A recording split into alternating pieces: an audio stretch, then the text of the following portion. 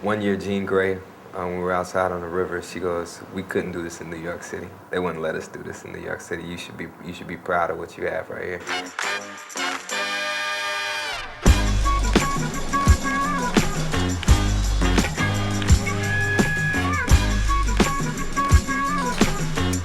I feel good seeing young people together, like young people from different places, and standing in that space and having a good time and showing their art and feeling like I'm somebody, you know. I am somebody for a couple of days. That 1.5 block radius, that's hip hop for a weekend. We create our own city.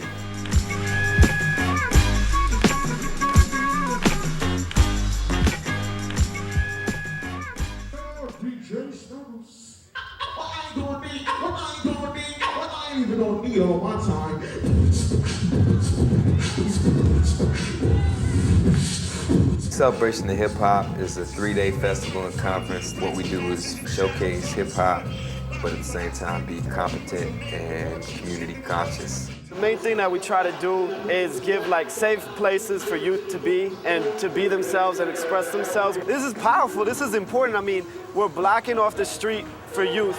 We're taking over a nightclub for youth. This is for them to do whatever they want to do. This is their art form. They're making clothes, they're dancing, they're networking. We got kids coming in from Chicago, Madison, Milwaukee, Detroit, the Twin Cities, coming together to look at how they can make stuff better for themselves, what resources they're gonna need in order to take control of their communities. The hip hop scene in Minneapolis is really, really special because we got a lot of passionate artists and fans and involved people, but we don't have enough unity. And I think that the Hip Hop Fest is eclectic enough to bring all different kinds of groups of people together and really have at least one time during the year when we can just all celebrate hip hop for what it is despite all our differences. A lot of times what happens is that people separate themselves into their own little categories and their own little groups, which is fine as long as you still try to create some sort of understanding with other people in other groups. People come to these realizations like, oh, this is what hip hop is. Oh, hip hop is all right. You know, you might have older people that don't, their only impression of hip hop comes from mainstream media, television, and radio. And they get that opportunity to come and watch and see and stand in space and see how peaceful people are and how people are getting along.